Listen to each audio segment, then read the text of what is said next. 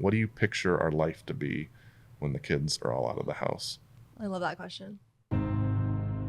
No, sure. Wait, I try for your topics too. Yeah. When you come and show me your funny videos that you have on Instagram that you watched, you're like, this is so funny. You're going to love it. And I'm sitting there like, okay. Oh, come on. They're funny. They're a little bit funny. Women hold so much more power than we realize in a good relationship. It can be so easy to just point the finger. Well, he's not doing this and he's not doing it this way. And I'm doing my very best. And he's just got to get it together. Ever fall in the roommate phase?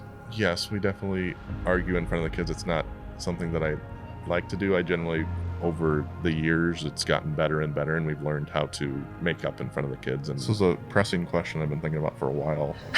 Why do you like me so much and want to be around me all the time? This episode on the Ellen Fisher podcast, my one and only and the love of my life, Andrew, joins me for a raw conversation. We're pulling back the curtain and inviting you into one of our real everyday conversations, the kinds we normally have off mic. So come take a peek into how we talk, laugh, and explore life together. Welcome to the Ellen Fisher podcast. Thank you so much for watching and for being here. The best way you can support this podcast is subscribe and share. So if you like what you see here, then please do me a favor and click the subscribe button, and I will continue to do my best bringing you more and more dynamic interviews and thought-provoking debates. I really appreciate it.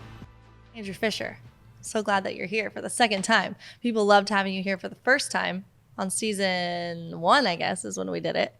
That was so fun. I feel like every time you show up on my social life online, everyone's so excited that you're here. And it makes sense because you're such a amazing, dynamic husband. And people always want to hear, what does Andrew have to say? Well, thanks for having me. My pleasure. I love your podcast. Love listening to it. So Thanks, babe. I don't really like listening to my episode. I actually have never listened to the first episode we did. That's the one episode I've never listened to. But all the other ones are great. I kind of feel weird being here a little bit with how many great guests you have. It's just like, it's just me. It's plain old me. No special credentials. Are you serious? You're amazing. I wouldn't have married you if you weren't amazing. Well, likewise. Well, we're here in California right now, and here every year in the summer, basically, for a family trip, a few weeks, and then we go visit my sister in Idaho for a couple weeks, and it's always such a fun trip. Mm-hmm. What have we done so far? Yeah, we just, the highlight's been Vegas. That was pretty fun, just me and you. It was our first time getting away from the kids in 3 years, just me and you. Yeah. Other than a couple date nights here and there. Yeah, that doesn't count. Like a date night doesn't count. We're talking like overnight. The last time was... Oh, was it 2 years ago or 3? No, it was 3 years ago. It was 3 summers ago. Because I was pregnant with Dagny. Yep. Mm-hmm. We didn't... We did Hotel Wailea in Maui, and then we did Vegas 3 years ago, and that was the last time. Hotel Wailea was when I was pregnant with Dagny. No, well, we did... Yeah. So those were our last 2 trips together, but Vegas is always fun. You know, that's my favorite place. One of my favorite places. Maui's my favorite place. Yeah, but we don't really go when we go together for that. We go to be together, and what's really fun is that we pretty much stay at just the hotel. We don't leave. We don't like go experience Vegas on the Strip. We just stay at the Encore and experience the Wynn and the Encore. It's like the only nice hotel that has just everything that we want in a little 2-night or 3-night getaway, because the hotel is amazing but doesn't have like 5-star prices, but you also get an incredible pool experience, and pretty much every restaurant at that hotel has a full vegan menu at the restaurant. So we're talking 5-star restaurants that often don't have very many vegan options, but this has excellent service. Everyone knows like what is vegan, you know, and they'll ask if you have any dietary preferences, and then they'll go and bring you the vegan butter. It's just so great. They're so on top of it. Oh yeah, I mean, even the buffet has a bunch of vegan options. We enjoyed that as well. I would say the restaurants are 5-star prices. Maybe the hotel rooms aren't, but right, true. It's not like it's a bargain to go to the Wynn and the Encore. You can go to a different part of Vegas and get that, but that's not what we're looking for. We want that really nice, beautiful experience of just the two of us. And it's so nice to connect just us without that distraction sometimes. I mean, children are not a distraction. That is the wrong word for it. Without all the busyness of life, you know, because sometimes we do get through the day, and how few words do we speak to each other? We've had this conversation. You think it's more words than I think. More than you, but maybe not connecting. Definitely like not connecting. Chat about different things going on with the day. Did you make them lunch? Oh, Dagny's on the potty, that kind of stuff. But I do agree. It was nice to just be me and you. I realized I really, really missed that. And that was definitely been the highlight of the trip so far. But we also went up to the mountains with the whole family. We went up to Lake Arrowhead and Lake Gregory and Big Bear, if you guys are familiar with that area of Southern California. That was great. We got to go with all the kids and do lake stuff and water slides, and that was really fun as well. And the kids, I know, had a blast. Oh my gosh, there's this water slide. Where was that one? In Big Bear? That was Big Bear at the Alpine Slide Place. Yeah, they have these two water slides that I think at any other typical adventure park or water type park, the height limit would be so much higher than what this place was, because it was a really windy slide and that went into a pool of water. And the height limit requirement was like Dagny, our almost 3-year-old, but 2-year-old, could go on it like with a life vest, obviously, like a life jacket. And Koufax, where in other water slides like that, I think even Koufax's height, like a 5-year-old wouldn't typically be able to go on it. And we're thinking, oh my gosh, she can go on this. And as soon as we get there, she starts getting her her clothes off to have. She has her swimsuit on underneath, and she's so ready. You know, I think 5th child. She has 3 older brothers, an older sister, always getting to do all these cool things, and she's typically, for a lot of things like this, just not tall enough. So when, you know, she's just standard, oh yeah, we're doing this, I'm like, oh, you're tall enough for this, let's go. That was pretty funny watching her come down. The lifeguard warned me, and he's like, most kids get up to the top and they see all that water shooting down and they don't do it, so don't expect her to do it. And I was like, okay, Dagny probably won't do it. And then I walked up with her. I'm waiting at the bottom, and then all of a sudden I see the lifeguard get in the pool, like on the radio, and I'm like, what's that? So the lifeguard's waiting at the bottom of the slide, and then I see Dagny coming down backwards on her tummy. The lifeguard scoops her up, and then I was like, did you like it, Dagny? And she's like, yeah, I want to do it again. So I was amazed because when I got up there, Andrew's at the bottom waiting for her, and I go up there with all the other kids, and she sees her big brothers go down, and the water is like gushing with that big, you know what water slides look like. I'm like, Dagny, do you want to do this? She's like, yeah. So I sit her down, and I'm waiting for her to say go, because I don't want her to go in unexpectedly. So I'm like, say go when you want to go. And she said, go. And I pushed her down. I'm just watching. Oh my gosh. And then when it was my turn to go down that water slide, I'm halfway through it. I'm going up and down the slides, and I'm thinking, I can't believe my 2-year-old was just on this by herself. But she wanted to go 2 more times. It was super fun. And Koufax crushed it too. Yeah, that was a really fun trip. And then the rest of this trip has been staying at my parents' house, which we always love to do, and seeing your parents, and then filming a bunch of these podcast ads. It's been a lot of great guests so far. It's been exciting. It's really cool how wonderful our parents are. We both got really lucky to have amazing in-laws. And what I love the differences in our parents, for instance, like our mothers as an example. My mom loves to cook for us, for the kids, and for me. And so whenever we're coming over, okay, I got to cook something. What am I going to cook? And she's baking muffins and making an elaborate dinner, and that's like her favorite way to show love to all of us. And she loves cooking vegan food, and she's gotten quite passionate about plant-based eating over the last few years. And then your mother, she's so amazing at helping us and doing all our dishes, because we stay at her house, or at your mom and dad's house. Largely because all of the kids' cousins from your side of the family live in the same neighborhood, basically. And there's 15 of them total, including our kids. We have 5. But your mother is picking up, doing our laundry, like making the beds for the kids, and doing our dishes, and playing and reading books with the kids. And I just love how our parents show love in different ways. And the kids just love it. Every year we have such a great time. Yeah, I'm really looking forward to that. Get out in nature more. California and Idaho. Idaho is all about the rivers. We did whitewater rafting one year, lake time. Kind of like what we did in the mountains, I guess, this year in California. But there's something about Idaho. It's just so beautiful. And we love going to McCall, and Hannah and her husband Eric just love to plan a full fun trip for us for 2 weeks, and you know, go to the river and do that. What's that float on the? Oh, the river float. Yeah. Yeah, that's so fun.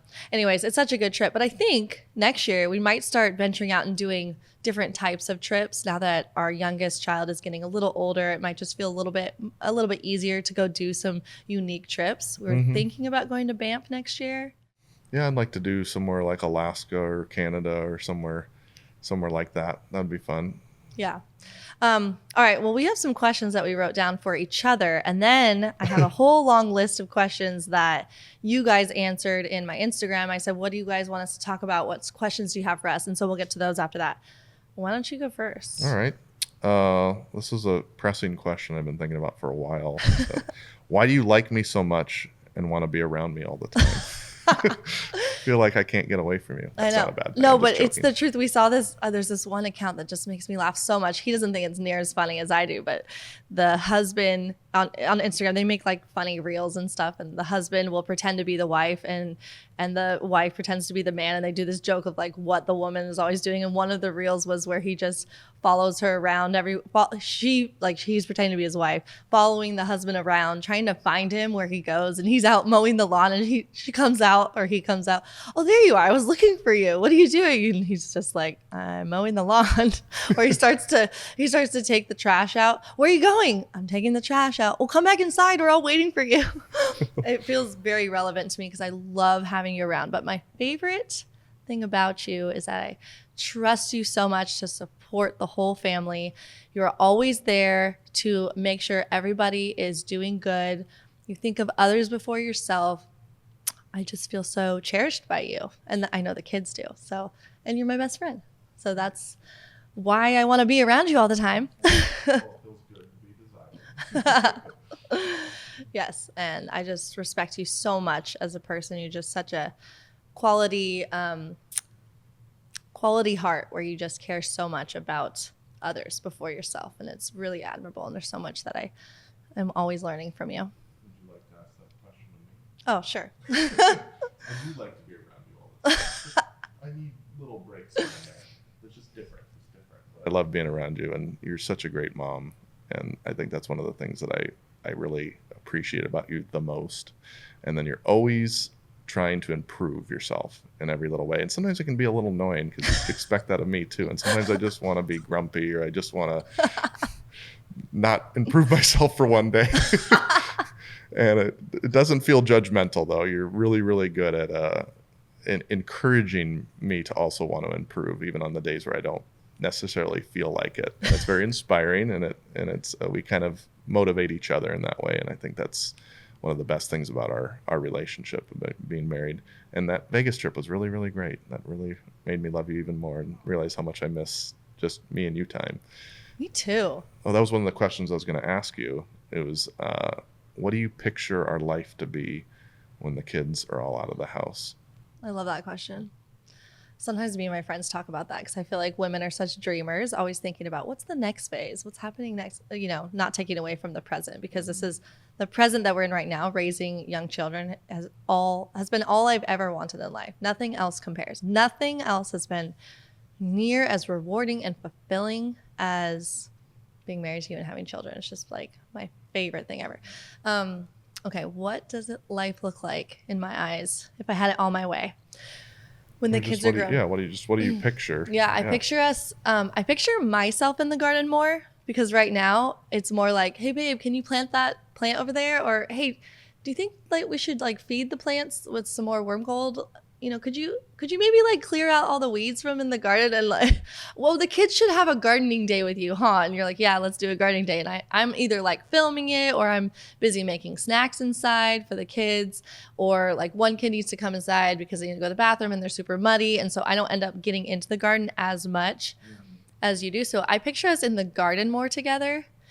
I picture, us going to the gym together, because right now Andrew goes to the gym in the morning by himself, and he's so great that he maximizes his time for his family. He gets up extra early so that he can be back in time to help me and support the family. And it's just like such an amazing thing that you provide for us, that you are present for us, and that you do everything you can to, set up your life so that you're there to support us and provide for us in a maximum way. So he goes to the gym really early before we all wake up, sometimes a little bit after I wake up if I wake up early, and then he's back early to help us with the kids. And I try to squeeze in like 2 to 3 times a week. I get some movement in different ways, but I'll do it on the deck where all the kids are like surrounded by me, which I do love. But I do picture us at some point going to the gym together. You invited me to the gym once. What was Yeah, the we had situation Elvis. Elvis was, I don't know. I don't remember how we came upon this, but I thought, hey, Elvis, you want to watch the kids? And then you want to come with me? And you were excited, and that was really fun. I could see us doing a little more things like that. Once you have kids, like all your like, not all your freedom disappears, but like the freedom to make like spontaneous little decisions to do something with your spouse kind of disappear. You can't just do a spontaneous date very easily unless you like are living with your in-laws or something like that, or you have really, really easy access to a babysitter 24/7. So that's one thing that I'm looking forward to, just the spontaneity of being able to do little things together, go on little trips or go on little dates together, gym things like that. But I think we're going to miss the kids so much that we're probably going to want to be around them. I think we're going to be bored. Yeah. We'll be like, dang it, I miss those days so much. Can someone please have a grandbaby? So I can please. Yeah, once the grandbabies come, I have a feeling that's going to be a big priority in our life. I'm looking forward to that. But I feel like we're going to miss the moments we're in right now with all the kids in the house. Because Elvis is almost 14. Like, he could be out of the house in 4 years. And it's really hard to accept. That's the only time, we got this 10 years or so where all 5 kids could be in the house at the same time. And wait, 10 years? How are you calculating that? Just kind of throwing a number like out if there. Elvis doesn't If Elvis leave moves out right at 18. Away? Oh, if he moves out in 18, that's only less than 10 years. Less than 4 10 years. Well, I meant like less than 10 years total where all 5 of the kids and us live together. Yeah. Which is a pretty short amount of time if you think about it. Yeah. And then, Sandy's going to be 18 in 8 years. And, short amount of time, we're going to be less and less kids. So we're kind of in I wouldn't say the thick of it, but we're in the middle of having 5 kids and they're all different ages. And I know we're going to miss this phase, even though it can be a little chaotic at times. I feel like, we're exiting the thick of it. To me, it feels like we're more entering to a completely different phase of parenting, but a different kind of thick of it, because it is kind of interesting to imagine like a few teenagers in the house and how different that is, how different of a life that is, and what we're learning in that way. But I also, to go back to what I think we'll be doing in 20 years, I would love to travel with you sometime. So not that much, but take a first class ride somewhere to Europe. He's blinking. He's like, how much does that cost? Going to Europe sounds good. Once in a long while. I don't think either of us have a huge travel bug. I really like being home. Yeah. I do like to travel when it's with the kids. It's just, there's so much work with traveling to where it's like, sometimes I'm like, all right, where are we going to go with them? We always have a great time, but it takes a lot out of me, especially when we're traveling on airplanes and airports. But this trip out here was the smoothest airplane flight we ever had. 5 hours was like that. Nobody whined, nobody complained. Everyone sat still. No one was fighting us on the seat belts. No one had to go to the bathroom every 10 minutes. Well, that's because I think the hardest age for airplanes is like the 20-month age, where they're walking and they're excited, but they're not old enough to just chill out and 1 to 2 watch is a the movie worst. on the plane. They just want to run around. It is the hard. It's the hardest. Yeah, this was our first time where it was like, okay, we could maybe start traveling a little more. But buying 7 tickets to go anywhere, it adds up. It's like, oh, this flight is $80 cheaper, and it's like times 7. I'm like, oh, geez. Of course we got to do this one. Yeah, this was the first time we took a layover somewhere to get to California, just because it was $100 cheaper per person, which was $700. So I was like, Ellen, we're stopping in Honolulu. She's like, why? We always fly nonstop. Yeah. It's like, well, times 7. If it was just me and you, and it was a couple $100, sure. Yeah. Need the perfect holiday gift? Use my code EllenHoliday10 to get an extra 10% off Osea's limited edition Ocean Body Glow set. Osea's Ocean Body Glow set is my go-to holiday gift. It's luxurious, beautifully packaged, and makes anyone feel instantly pampered. And if you don't know what Osea is, they are my go-to clean, vegan, seaweed-based skin and body care brand that I've been using for years. Inside, you'll get 3 full size of my favorite bestsellers. The Undaria Algae Body Wash, my favorite body wash of all time, that gently cleanses with aloe and glycerin so your skin feels soft and never stripped. The cult favorite, Undaria Algae Body Oil, which is clinically shown to boost elasticity and deeply moisturize. And the Undaria Algae Body Butter, which is rich in seaweed, shea butter, and ceramides for 72 hours of hydration and firmer, smoother skin. This set is just $98 with a $138 value. So that's $40 in savings, plus enter my code EllenHoliday10 for an extra 10% off. It truly makes last-minute gifting feel luxe, thoughtful, and effortless. And yes, I absolutely recommend grabbing one for yourself too. Don't miss out. Give the gift of glow. Use my code EllenHoliday10 and make someone's holiday or your own a little more radiant. But I'm really thankful to have him as my husband, like so good with your finances. He keeps me in check. I'm not a crazy spender. I really like to save and be mindful and be good with my money, be a steward with our money. I like to be intentional with my spending, but I definitely like to spend more than you do. And a lot of people ask me questions about like our finances, and you're so good at it. So can you talk a little bit about someone who, let's just imagine there's people listening who maybe have a little bit of money or maybe a good amount, but they don't know what to do with it. And it's in their checking account, or it's in like a regular bank savings account, or maybe they don't have a lot. So there's two scenarios, or maybe they don't have money, but they're figuring out how to be a good steward of their money. That's too many questions. Oh, that's all right. Well, I think you mentioned you'd like to spend more. Yeah, I feel like a lot of married couples or just couples in general there's one person that's more likely to want to save and one person that's more likely to want to spend. I'm definitely on the save side. You're definitely more on the spend side, but you're more in the middle. You're not like just like a wild spender. You're very, very good with your money as well. But we kind of balance each other out a little bit because I'm more on the extreme end of saving. Yeah, you really are. But you're kind of in the, closer to spender, but still saving is important to you. Thank you. I appreciate that. Yeah. So we don't argue too much about money, except for maybe the house projects you wanted to do. But for the most part, like day to day, like going on trips, like we're able to have conversations without it being an issue. Yeah. And part of that is, we've been able to save money to where we're not, in a situation where if the car breaks down, we have to put it on credit cards and we're going to be in debt. So that's obviously a blessing there. But yeah, the average person, I forget what the statistic is, but the average person, if they missed a paycheck, would be in big trouble. And that's a scary situation to me. So I'm very grateful that we're not in that situation. But for those people, I mean, budget. If you don't have a budget, I mean, that's the easiest way. Don't spend more than you make. I mean, it seems so simple, but a lot of people haven't taken the time to budget. It seems like, oh man, I don't make enough money. I just, it's gone before it hits my account kind of thing.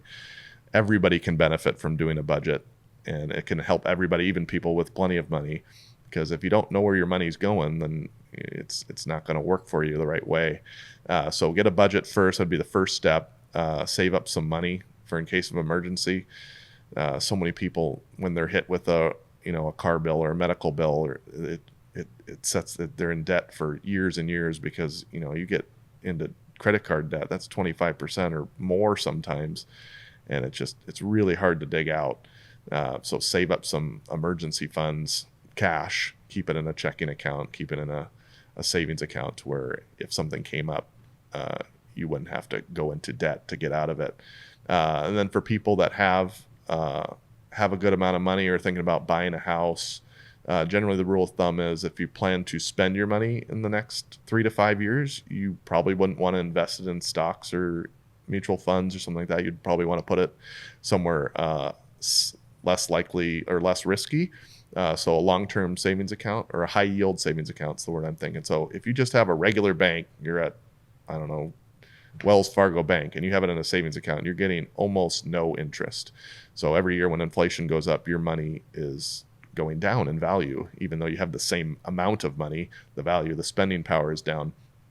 So there's so many places that do high yield savings accounts now. Right now, I think the rate's around 3.5% to 4%. So if you're like saving to buy a house or buy a car, and you want to spend the money in the next 3 to 5 years, a savings account, I feel like I'm talking a lot. No, go.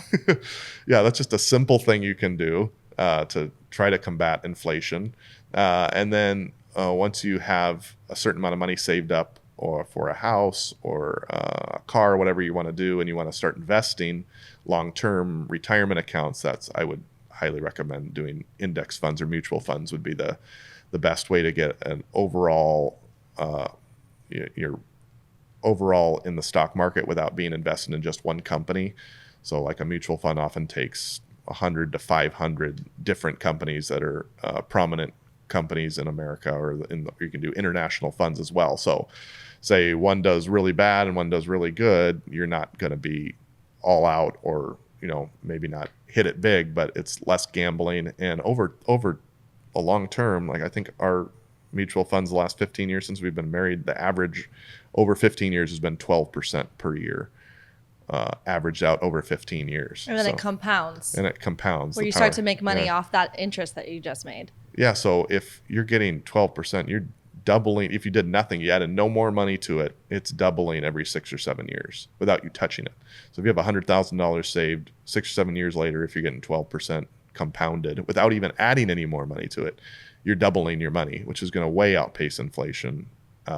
So retirement accounts, 401ks, IRAs, if you have, a company that matches that, putting, the max into there, making sure it's in good mutual funds over a long term. I forget what the numbers. If you invested $100 for 40 years, $100 a month for 40 years compounded in a good index fund, that you'll have about $1 million in 40 years. That's just $100. So if you're starting from a good more than that, or you're putting more than that in there, just think about what you can have if you start planning for your retirement now. So that's the basics. I mean, a lot of people talk about crypto and individual stocks. I would never recommend someone do that, but some people know way more than me, and people have made it made it a lot richer than me doing things like that. But if you want to avoid the risk, play it safe, get a great return, that's what we do with our money, is index funds. And we keep a little cash in a high yield savings account for things that we want to buy, saving up for our next car or vacations or things like that. Yeah, and for anyone listening who's in a really bad place with their money, where they know they're kind of drowning in debt and they can't even fathom saving, putting $100,000 in a mutual funds as your example, the thought of that sounds so far off, and you're just down at this like basics, then you should read the Total Money Makeover by Dave Ramsey. It's a really great baby steps for how to get out of debt and to start saving your money. And then another part of this conversation is, like you said in the beginning, that sometimes people feel like I just don't make enough money and I have to be living in debt. But sometimes, or most of the time, there's ways to tweak things. And Andrew and I have gone through periods in our life where we weren't making very much money, and we still didn't spend beyond our means. We at that point were living the way that we do now, where we are able to spend more. You just continue to live within your means. And so if you're having a dream, like for us, when we moved to Maui, we wanted to live in Hawaii and raise our children there. We didn't go rent this like beautiful place that's on the beach with a gorgeous deck that cost 3 times the price of something that was way cheaper, way not very nice. And I think we talked about this even in our first episode, but it's just like so important to realize the long-term goals and for short-term hard work for long-term goals. So yeah, you're sacrificing right now, where you're scaling back, living in a much cheaper place, because you have a vision and a dream to be able to maybe buy a house, or to be able to put $100 a month in your savings account or in your mutual funds, what you were describing there. And even just that little bit, if you just scale back in your life just a little bit, get a cheaper place to rent for now, it's like a shorter term plan for a long-term reward. It's so worth it. I think sometimes people it's very easy to want to get that get what you want right when you want it, and not realizing that sometimes things take time and dreams takes time, and that's not a bad thing. Yeah, for sure. Yeah, we were definitely not rolling in the dough when we first got married. I may have shared this before. I had a job lined up. I was going to be a police officer. And then the week before we got married, that job fell through. I was about to start police academy 2 weeks prior. And, I had to go find a job. This was 2009. And I was making like $14 an hour as a lifeguard. And you were working as a server, and we still didn't go into debt. We had to cut corners in certain ways. We were driving old cars and We still eating buy cheaply. used cars. Yeah, well, we still buy used. That's a whole nother thing. Don't buy new cars. Well, I mean, not to say that new cars are bad. If you have enough money, new cars are totally fine. But a lot of people, that's one thing that they generally overspend in the most is cars. So if going into debt on a car when you're already in debt on other things, generally not a good idea. Just my 2 cents on that. Because they depreciate in value compared Yeah. to other things. Yeah. Yeah. House appreciates on average 5% a year, whereas a car, it's the opposite. It's in the second you drive it off the lot, it depreciates 10%. So depreciating asset means it loses value over time. Invest in appreciating assets like homes. I just love the way your face lights up over topics that interest you. It's so much fun. Even though I know we're going to talk about things that a lot of people ask. This is what people want to know. I have these flooded of questions, and it's like a handful of the same kind of question. It's about relationships and it's stuff like that. And I know you don't you like talking about it, but something that you really like to talk about and your face just lights up. It's just my favorite. I just love it so much. Yeah, we all have those things that we're more interested in than others. But yeah, that was actually we were going to talk about. Like, what is a topic of conversation that you feel like you could just talk about for hours and hours if the person you're talking to is interested? Yeah, well, with you talking about finances, you're actually kind of interested in that. Yeah. But there's also conversations that you're just not interested, like Dodger baseball sports. Like, well, I feel like Dodgers, I am more interested in because it has been such a unifying part in our relationship. We've been dating since we were 15 and 16, and you've loved the Dodgers from the moment I met you. So, like, we would go to Dodger games and we bonded over that. So I try to learn things about it, and you and Elvis will quiz me on certain things about the game, and so I liked hearing about the Dodgers. But but we're not going to talk about it for more than 10 minutes, which is fine. Yeah. Or but talking other about sports, poker or yeah. blackjack or something like that. Like I lose you pretty quick. I'll try. No, sure. I try for your topics too. When you come and show me your funny videos that you have on Instagram that you watched, you're like, this is so funny. You're going to love it. And I'm sitting there like, okay. Oh, come on. They're funny. They're a little bit funny. Okay. I said last night, they're not laugh out loud funny, but it's not like I'm annoyed by them. Yes, they are. Well, to me, we all have different tastes. I know. Yeah, but if someone asks you a question that they're genuinely interested in, which ones are they that light you up that you could just go on and on? Well, I think I feel like I covered anything finances, real estate, home buying. If someone's like, hey, I'm checking out that, someone texts me like, hey, I'm thinking about a house, and they like text me the link. I'm like, okay, I got to research all about this. Sports in general, kids sports are a huge part. I love coaching them, so that's a big thing. What about you? What are your topics? What was the thing that our friend recently brought up? This list of what if you put together a list of all the things men want to talk about. There's some really funny ones on that list. Oh shoot, I don't remember the list. It was hilarious. This is where we need a Jamie from Joe Rogan to go look it up. Oh, it was like IPAs, like sports, finances, crypto. There was some other really funny ones on there. But for me, it's definitely birth. If I meet somebody that maybe I'm casually getting to know, or, I love making friends with new people, and I, strike up a conversation with somebody on the plane or something. And if they're, pregnant or interested in birth, or something comes up about birth, I'm like, ooh, yes, I'm here for this. What do you want to talk about with birth? Especially if it's someone who's pregnant for the first time. Oh, yeah. Oh, it's my favorite, because there's so many things that I wish that I knew going into the first birth. And I had, read different books, and I was very, very much into educating myself about birth, but I still just had there's just something about it that is such the complete unknown until you experience it for the first time. But there's certain things that I learned that I feel like I can word in a way that I just never heard before that really clicked for me. And so I have a really great time giving women tips on how to have an easier birth, how to make your birth go quicker, because that's just something for women going into labor for the first time. It's very easy to you hear all these stories thinking, oh, it's just going to happen. I'm a passive passenger in this birth, and like it'll happen how it happens, not realizing that we are much more in control with our birth than we realize. And so I have that's just my favorite. I could go on and on. I'm like, wait. Okay, before I leave, Andrew's telling me like, babe, we gotta go. I'm all, hold on. Just give me 5 more minutes. Okay. This just happened the other Yeah, day it at a did. party or something. Yeah. Oh, it was that party woman at who's Hokipa. yeah, And and I was she's like, all right, pregnant. time to go. And then The sun's I setting. saw you start talking to her, and I was like, oh no, we're not leaving.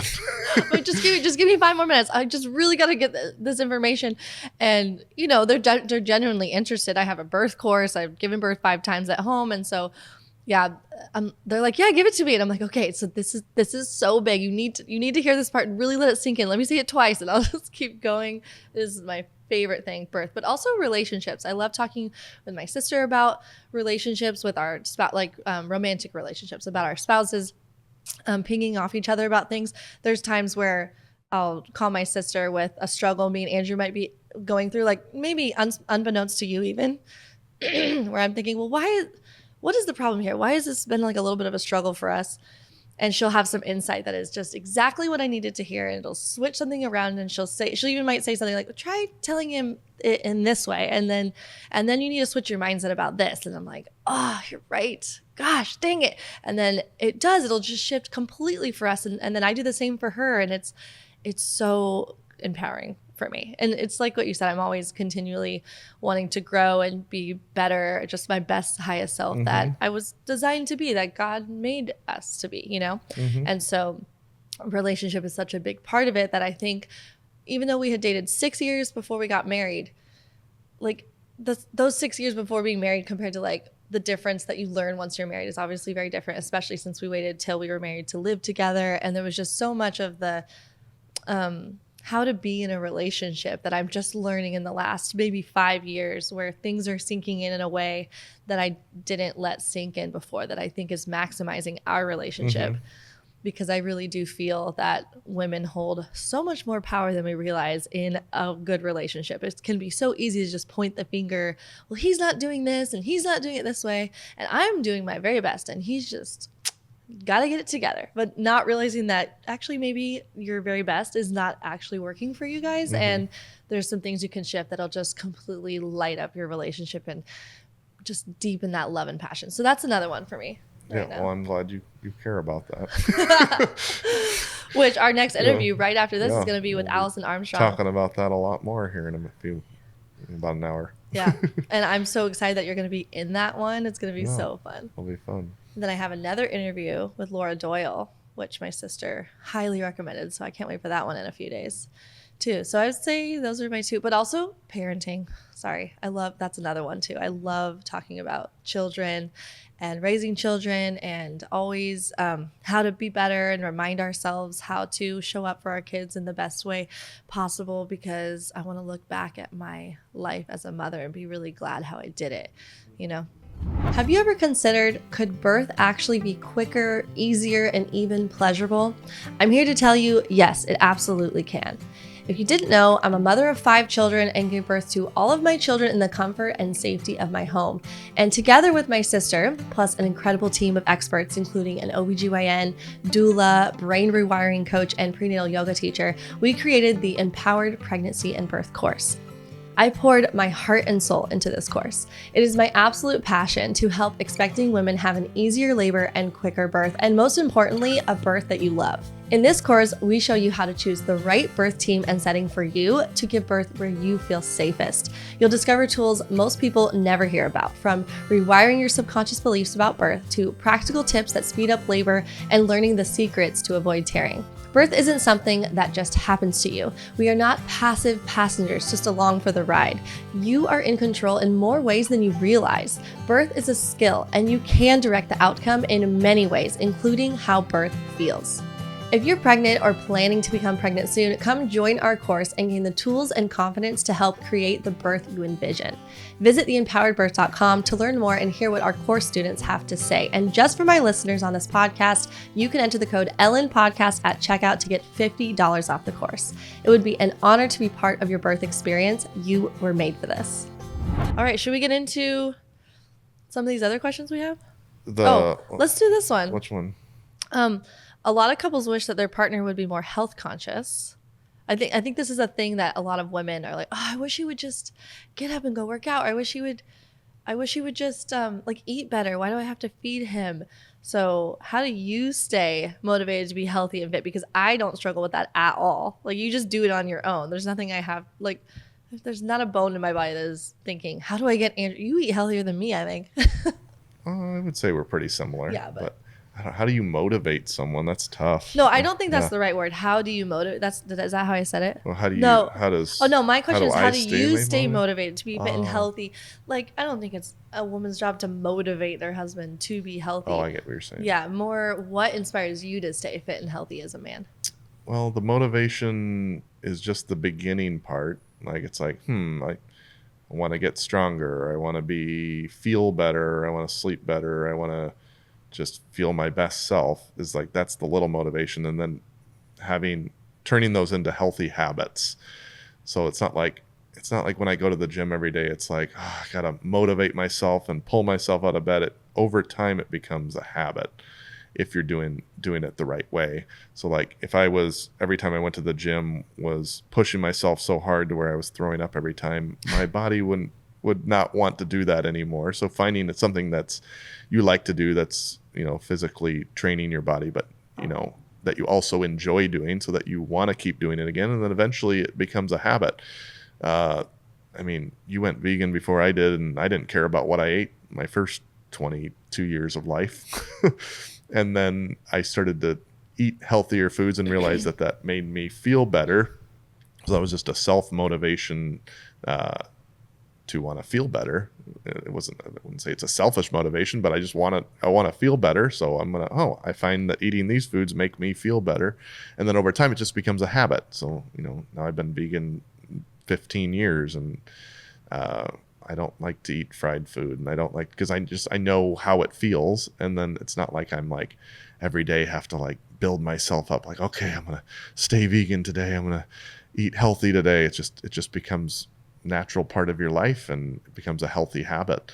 There's a great book about habits. I'm blanking on the name, something habit in the name, but if you can develop these healthy habits and avoid the bad habits, you don't have to like motivate yourself super hard every day. It just becomes a part of who you are. And that's for everyone to figure out on their own, and hopefully make the right choices and reach out to the right people if you need help getting started. Getting a gym buddy is a good way to get started. If you're going to go on a diet together or try to eat healthy, I don't really like diets, but if you're trying to make a goal to eat healthier, doing it with someone in your family so that you have a buddy supporting you or a friend, I feel like that helps people more likely succeed when they're going to try to make a big lifestyle change, especially if you've been living away or eating a certain way for your whole life. It can be hard to take those first steps, but once you get rolling, it becomes so much easier. Yeah, and the over more time. nutrient dense food that you eat, the less you crave the unhealthy stuff. You just don't crave that high calorie, low benefit foods, because you're nourishing yourself with a lot of nutrients and antioxidants that just, I think it balances out a lot over time. It's a little bit of both. It's the habit, and it's also just eating really good foods helps you not crave the other foods. Yeah, for sure. The nutrition. Mm-hmm. All right, here's another question. What was your favorite Opposing Views episode from last season? The finance one. Oh, The that one for was finances, so good. yeah. That one didn't get as many views as some of the other ones, but wow, that one was, for the people who did listen to it, once they started, they weren't able to stop, because their banter back and forth, their dynamic personalities was just so enthralling to me. What did you like about it? Oh, well, I mean, the two people that agreed to do it, Jade Warshaw, who's does the Dave Ramsey show. She's just really dynamic, a really great speaker, really gets her point across, really fun to listen to. And then Bradley on the other side, the same, but there were just such difference of opinions. And they had such dynamic personalities that it just made I like laughed out loud so many times. And it was good to hear two really opposing views on finances like come together. It wasn't like two people kind of close together on the middle. They were like black and white on the differences on how to, I don't know how to become wealthy, or how to, be good with your finances. The best path to wealth, yeah, the basically. best path to wealth. Yeah, that was really fun. What about you? What was your favorite? Interesting. Well, that one was definitely a top one. Like the things that he would say, it was like people maybe some people might be off put by the way he was, but I found it hilarious. And he was funny. I think Yeah. Jade found it funny too. He'd say, sure, if you want to do it the stupid way, like he was so funny. And, some of his recommendations, like, he told a story of a guy who was a tutor that was recommended to buy a Ferrari to make himself look like a more savvy tutor, and then he was able to charge more. And he's like, I wouldn't typically recommend that, but that actually did work for him. But I actually took a lot from both of them. I'm very big in the pro Dave Ramsey camp, but I really found his go get it mentality to like put your all into what you believe in and what is good to be really cool too. Because after the episode, I was talking about my podcast, and we're very conservative and trying not to overspend, and he's like, it's good, just put it out there. Like, yeah, invest in it. You have to spend money to make money. And so that was really inspiring. I love that one. I also really liked that was Jesus actually a vegan one. I thought that was intense. Like, it's surprisingly the most intense debate out of all of them. That one also didn't get near as many views as some of the other ones that I loved. I loved all of the debates, but it was so interesting. I think we couldn't even get it to end. It was over 3 hours long. That was super long. So good. But I also loved the feminism one. I thought that one was amazing. They both did incredible. They were very eloquent speakers. That's one of your highest viewed videos of all time. That was a good one. And the Allison Armstrong one, that one was incredible. That wasn't a debate, but... Did you want to go to some... let's go to the questions from Instagram. Mm-hmm. Let's do the first one. Okay. Ever fall in the roommate phase? I think that's such a good question and such a good way to ask, like, the way to phrase it. It can definitely happen. It has happened to us, I think. You tell me what you think. But I think it has happened for maybe periods of time, not super long periods of time, because when we do notice it, we like shift it and make it be intentional about it. But there can definitely be, months at a time where we just feel like we're in this ho-hum rhythm. Ho-hum is probably the wrong word, but the rhythm of just the busyness of life. And because our kids are in sports, and he coaches all of our kids' sports basically, and scouts in ballet, and they have music lessons that they do, and we have homeschooling, and then we also have our work, the podcast, and keeping up with the house, and just so many things that by the end of the day, we end up sometimes not having very much connection. So I think that is what causes the roommate phase. But maybe we both have different ideas of what causes a roommate phase. I would guess, you can tell me what you think, but I would guess it would be my attitude can cause a roommate phase if I'm not my ultimate highest feminine self. Because when I am in my best feminine, I am, free-spirited. I'm not rushed. I'm not stressed, which can happen with like work especially. And that's why it's been so good for our relationship, I think, for me to be working less, that we've let go of so many things and we're not making near as much as we used to, but we're like sacrificing that and reeling in things and being intentional with that. But it's been so good for our relationship, I think, for me to not work as much because I'm not stressed. And when I'm not stressed, then you're much more in love with me. Do you think so? I think the main thing that causes it just being over busy, scheduling too much. But I mean, obviously there's just periods of life where I think times are busy. So just making sure you don't do that the whole year, making sure that you schedule family trips or downtime where there's no sports for a period of time, and not just always saying yes to every single childhood activity that they sometimes want to do, but yet you also want to have them be able to do what they want to do. But yeah, with 5 kids and homeschooling, I think that's the main reason. It's just we have so much going on, and we're all, I wouldn't necessarily say stressed, but we're just busy, and we just from the moment we wake up to the end of the day, and then by the end of the day when we do get some alone time, I'm ready to zonk out. Like, I'm not really excited to have a serious conversation. We'll deep check in now. Connecting conversation. Yeah, that can be a difficult. So we just have to we have to be more intentional throughout the day, little moments, That's what which don't always come as naturally to me as they sometimes to you. But when you're not as busy or you're not stressed with work or something, I'm more likely to want to approach you, because sometimes when you get really into your work or something, it just, you don't put up a wall, but it just feels, I don't want to bother you kind of thing. Whereas if you're not in that, then it's much easier to Yeah. naturally want to approach. And it just approach has you. to do with adjusting your life, noticing, are we feeling too busy right now where we can't even connect on an emotional, spiritual level as a relationship? And how is this serving our family life if we're not connected, and shifting things and slowing down in ways that you might have to make sacrifices, but it's been totally worth it, I think. Yeah, even like a neighbor who didn't have kids at the time would say, when are you guys going to get a dog? And I'm like, we do not have time for a dog. When? And she's like, oh, well, I think you could make it work. And I'm like, I don't think you understand how little time we do anything for ourselves with 5 kids and home educating. Like it's not something that there's just not as much free time as, But that being said, it is so important to still take time for yourself. So then that also includes time, like scheduled time, right? And now we have a sauna. So getting in the sauna for 15 minutes is such a self-care time for me. And one of the things that this book I'm reading by Laura Doyle that I'm going to interview her later is that she encourages women to do 3 things that they love every single day. And that was such an enlightening thing to hear, that to give myself permission to do 3 things a day just for me, even with all that we have going on, to make that part of what you do. And I really like that advice. But I would say, for me, the thing that would make us feel like roommates is when we are not connecting throughout the day. Not that I don't need a 2-hour deep conversation every day with you to feel connected.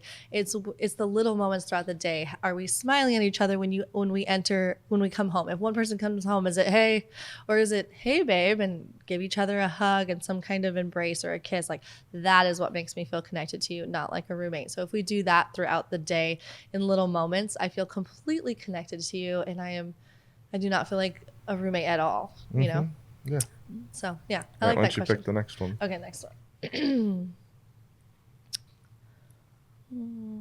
Do you fight or argue in front of the kids? I feel like it's healthy to a certain extent, is what somebody said in their question box. That was their answer to their question? Yeah, they're like, just wondering, Gotcha. They feel like it's healthy to a certain extent. So do you ever fight or argue in front of the kids? Fight is a strong word.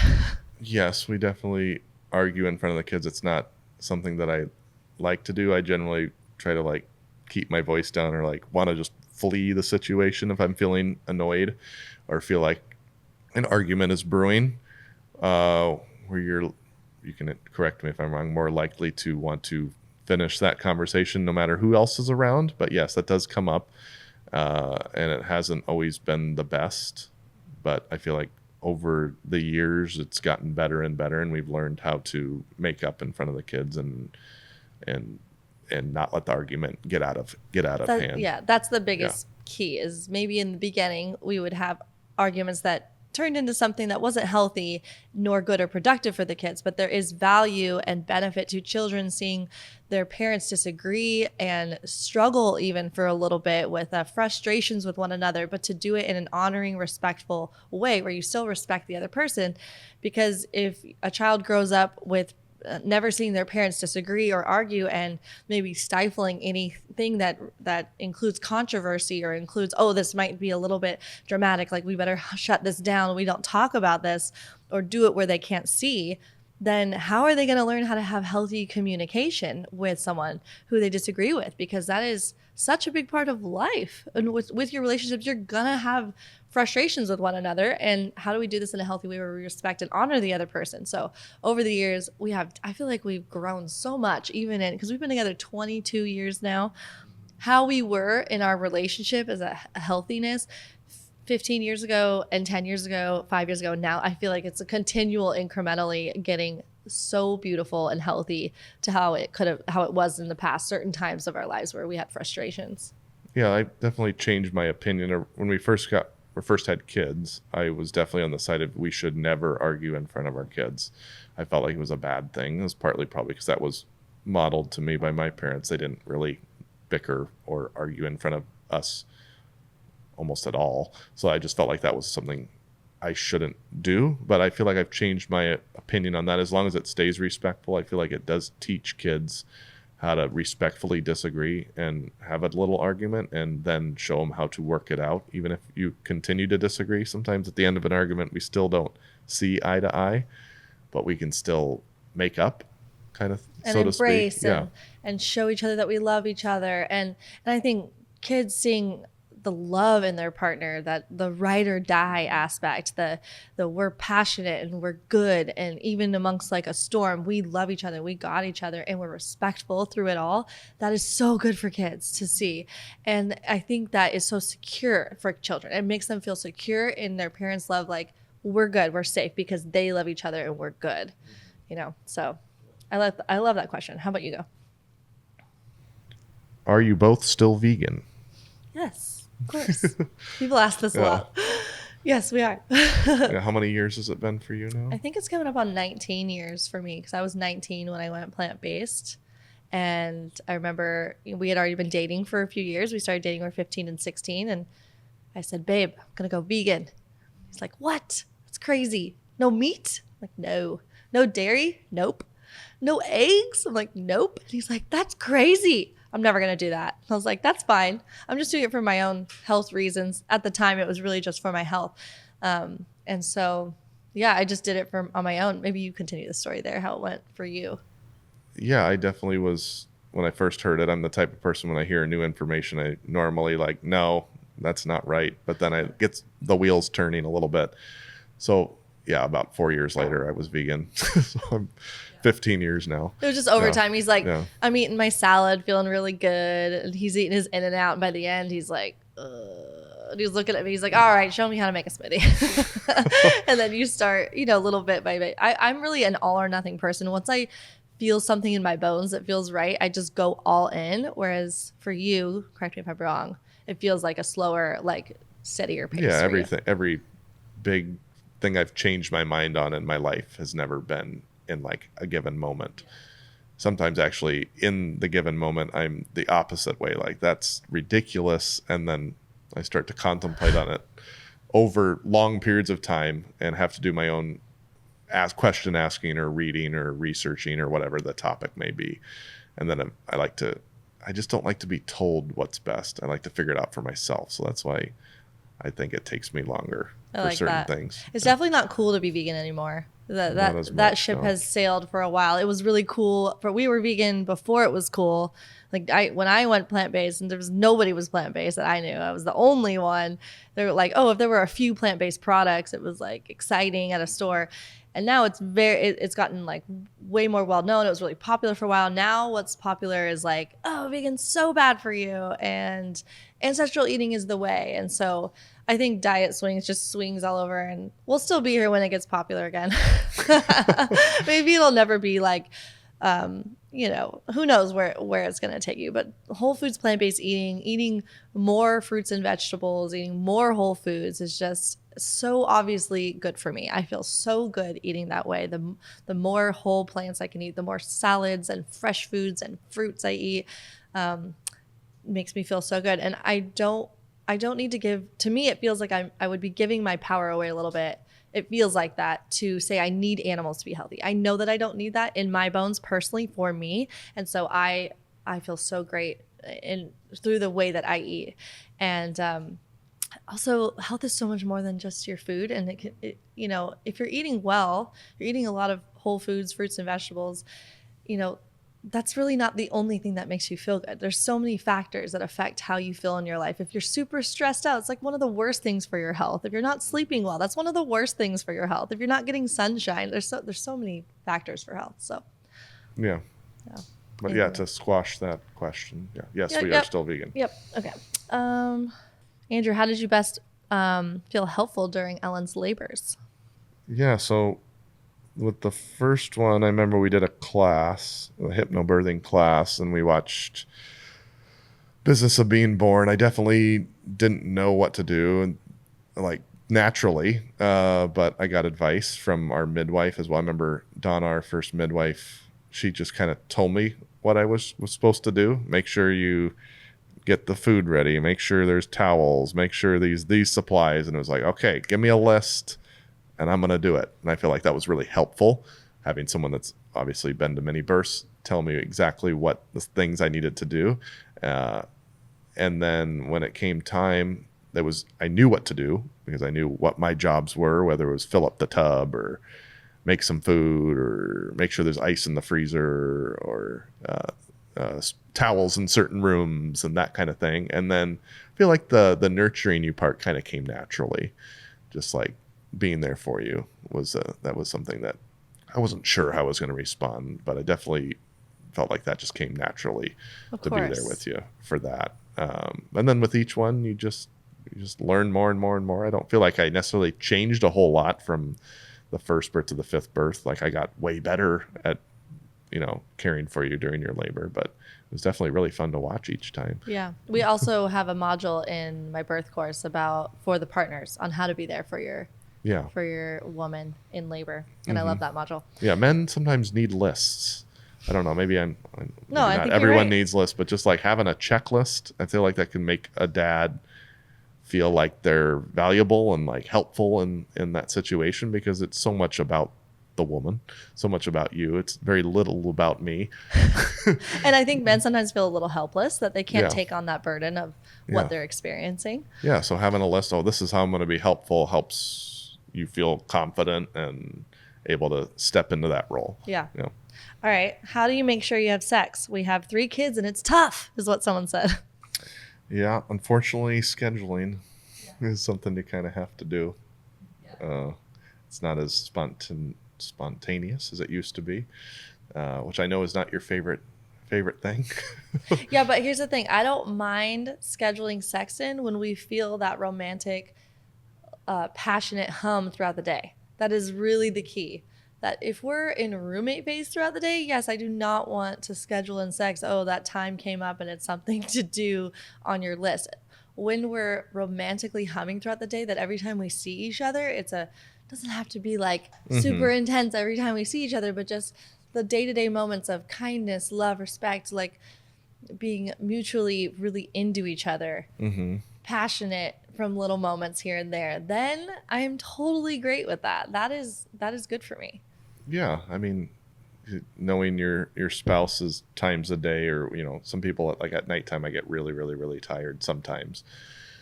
So like if you're like, oh, well, maybe tonight, and then like, wah, wah. Oh, we're tired. Let's go to bed. Yeah. So figuring out, just your schedule and your day, and you just got to make it a priority. Like with anything, you prioritize going to the gym, prioritize your work, prioritize your kids. You got to prioritize your relationship. And so that's unfortunately when you're married with kids, you kind of have to do that more.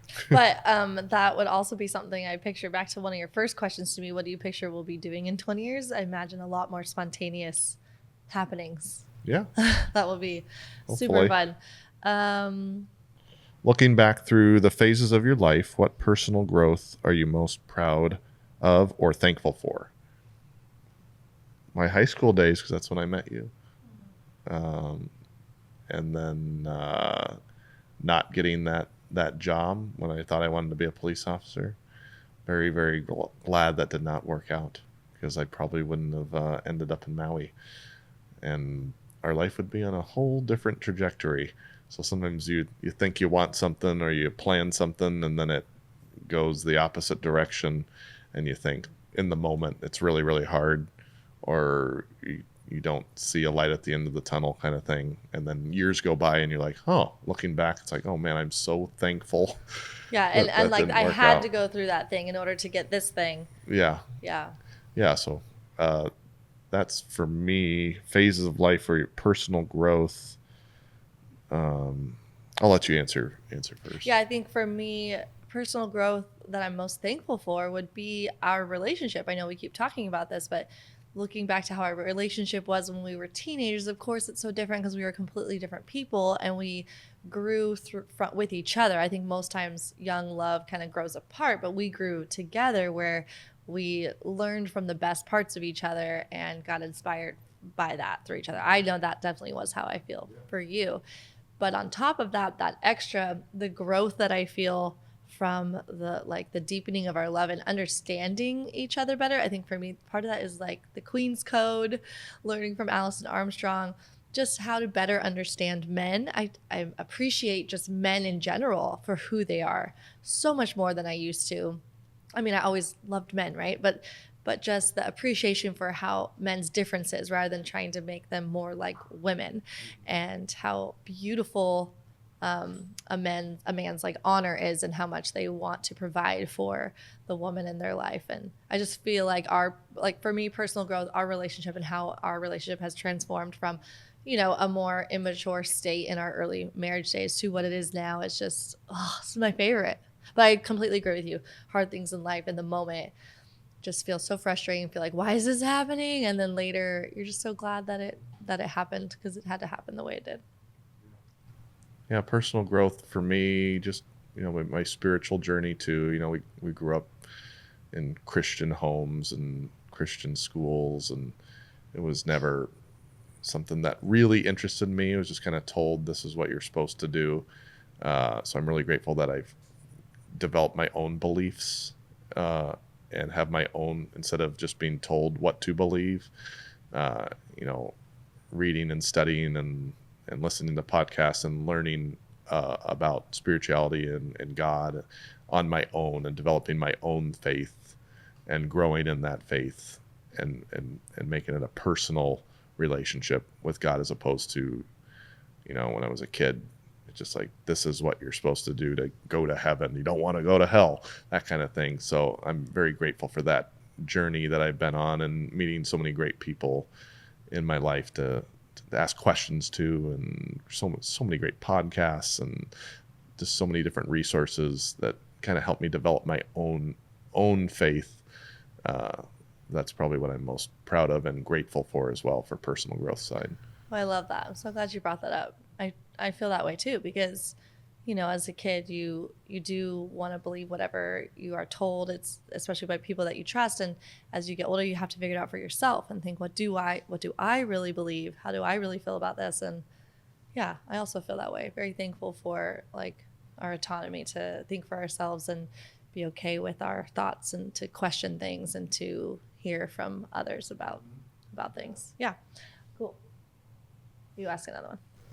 What is your favorite memory together? Like, as a couple, I guess. What is your favorite memory together? Well, this isn't as us as a couple, but one of my like core memories of us is the first time that I saw you. And it's just so interesting how it happened that we went to junior high and high school together. It's our first day of junior high. It's the first day of everyone's junior high who was in 7th grade. I walk in the hall. I see a sea of 7th graders ahead of me, brand new school. And I see a boy that's about a foot taller than everybody. And I think, who's that? Who's that tall guy over there? And it was you. I just love that is the first time, my first memory of entering school, that it was you. And who would have thought that one day you're going to be married to that man, live in Hawaii, have 5 children together, be vegan. Yeah, it's great that you remember that. I don't remember 7th grade Ellen very well. We weren't together until 10th Right. grade. So we didn't actually speak to one another until 10th grade. Yeah, pretty much. Yeah. Yeah, my favorite memories have got to be, the obvious, our wedding day. That's got to be up there for sure. Top 3. Or I guess all the children's births lumped in together. But there's something about the first one that's so impactful. Oh yeah, the first time seeing the baby come out, it's like surreal feeling.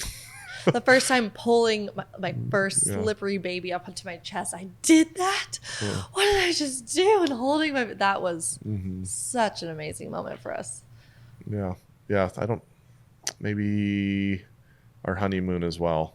Like that's for something that we did just together, that wasn't with, other people. That was probably my favorite memory of just us two. Yeah. And then wedding, and then kids being born. Totally. Yeah. The classics. Yep. Mm-hmm. I think we'll finish it out with a couple more. Oh, okay. I think we should end it on like a pretty solid topic. How do you deal best with getting triggered during arguments? Bringing it back to the argument part. Yeah, I'm different than you on this. I know. I tend to be someone that flees. So when conversations get hard, like when it gets heated, not necessarily hard, like arguments, I'm fine with like arguments, but when I'm like getting angry or upset, my instinct is to walk away or go to bed or leave the room. And I don't think that's necessarily a bad thing. I feel like I do it kind of to self-preservation. Like I don't want to say something I don't mean because I'm angry or upset. I would like to learn more techniques to be able to still feel that anger or really upsetness that I'm feeling in my head and be able to still speak calmly. But I just need a minute sometimes, and sometimes more than a minute. You don't like that. A minute is is putting it I might mildly. need even a day sometimes. It depends on how upset or triggered I got. But I think we notice things about each other now that, if it's getting heated, I can sense, ooh, I need to back up a little bit. This is really triggering him, or he's getting heated by this. And, now it's gotten to a point where if you start to get up, I'm like, come on, babe, don't give it. Come on. We just started 15 minutes ago or whatever it was. And I think now you're like, oh, okay, let's try this again. And then sometimes we'll say, all right, let's start over. At least I'll say that. And you're like, how do we do that? I'm like, just wipe it clean. Start over.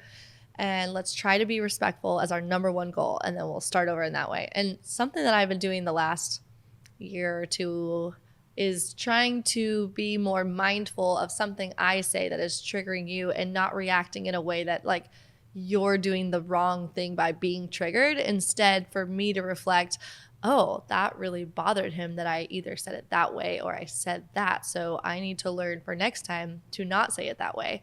And to just take a pause, just take a breath, and to be, because we would want the other person to do that for us. If I was really upset by something, and if you were quick to just think, oh, well, it's her own dang fault that she's triggered by that, instead to think, oh, wow, you really don't like the way that I said that. Let me back up. Let me try this again. I'm sorry that I was disrespectful. Let me say that again. And that is that's such a diffusing way to start to have a trigger or a hard conversation, because if you can just be humble and admit where you've said something in a way that triggered the other, and in the moment say, oh, I'm sorry, I shouldn't have said it like that. That was disrespectful. Let me try that again. And I feel like that's just such a good way to diffuse the... Yeah. You have more practical, like in the moment things, like words you say or phrases you use, or as I'm more like, let me just get out of here. Let me think about it. I just need to process things sometimes more. I don't think necessarily my way is right or wrong. It's just kind of how I am. I would like to be able to not always have to just leave anytime I'm upset. And I don't every time. It's not like every time we get in an argument, I'm like, I'm out of here. We very rarely have arguments like that anymore, actually. I think the more that we learn about each other and the more that we care, tell me if you agree, the more that we care about that this is just the reality. This is what has upset her. This upsets her. And I think this upsets you, or I'll realize that. Then to be mindful of that in the future and how we communicate is just so much better than it was in the early days of our marriage. Yeah. And so we just rarely have arguments like that anymore, I feel like. And the only time that it will get like that is one or both of us is on edge because of something. Like we're busy, we're rushed, and sometimes you might say something in like a snappy way, and in the past I might think, hey, how could you make it a big deal? Why did you say that? Instead realizing, oh, he's just having a stressful moment. Like this is not a big deal, and just taking things a little more lightly and having a connective moment the next hour of the day. Yeah. Yeah. Which I know you appreciate, not sweating the small stuff. Yeah. I don't sweat any stuff sometimes, and that's not always a good thing. Sometimes there's something between us that we need to discuss. I need it. That's why I married you. I know, but there's times where it's like we should work this out, and I'm like, we'll be fine. And I'm like, no, it's not. This is not fine. We have, and it's true. I really appreciate Kim and Ami's approach about to enhance your sexual experience, you have to clear the mud. Whatever is holding you back subconsciously, putting up walls or barriers subconsciously, it's gonna show up in the bedroom. And so you need to work that out. And your bedroom experience together is such an important, integral part of your relationship. So connecting those two, I think, is really helpful too, to realize that there's so much more to it's important to not have walls. Well, why is it important to not have walls, Well, that's, I think, why we're such a good match is we're so different in so many ways, but that we help each other meet in the middle in so many ways. And this is one of them, like the way we argue or have disagreements. Like, I'm glad we're both don't just leave the room and it's like, wait, are we ever going to work this out? We'll be fine. It probably wouldn't work out very well. Or if we both were like me and, let's talk about every little thing. I'm not like that anymore. No. Much better. Improved. Yes. Okay. Yes. Well, this was fantastic. I had so much fun chatting with you on air on camera. And I'm so glad that you came on my show again. Thank you so much. I'm going to have to keep having you on. Maybe you should be the Jamie for the Joe Rogan, or we'll have my producer do it, but we need to do that. Maybe on certain episodes. Yeah. There were definitely some episodes that'd be like, oh, I wish I had heard To Ben chime there. in. Yeah. That would be so fun. But then, Anyways. yeah. Thanks for having me on. Okay. That was fun. Love you. Love you. Bye, everybody. Bye. If you're enjoying these thought-provoking conversations that challenge what you think you know, please do me a huge favor right now and hit the subscribe button. The more subscribers we have, the more amazing guests we can bring on to help reignite your curiosity, expand your perspective, and upgrade your life. Thanks so much.